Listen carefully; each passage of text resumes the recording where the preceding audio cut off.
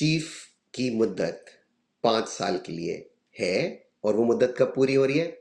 27 में नहीं, 32 में। कैलकुलेटर निकालने की जरूरत नहीं है, कैलकुलेटर निकालने की बिल्कुल कोई जरूरत नहीं है, क्योंकि 27 में तो ये चलेंगे।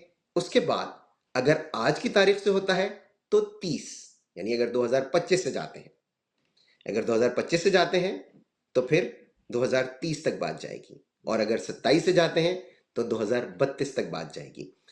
इन मामलात पर नून लीग सियासत भी कर रही है, नून लीग रेजिस्ट भी कर रही है, जितनी उनमें सकत बाकी है।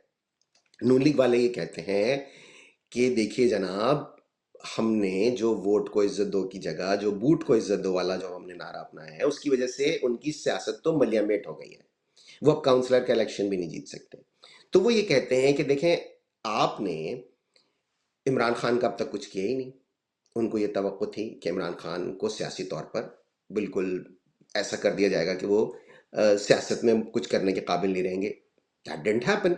इमरान खान कातिब तकदीर से कुछ ऐसा लिखवा कर लाए हैं कि जो अवामी तायद और हिमायत है उनकी, वो ख़त्म होने का नाम नहीं ले रही। उन पर हर तरह के आपने हरबे आजमा कर देख ली।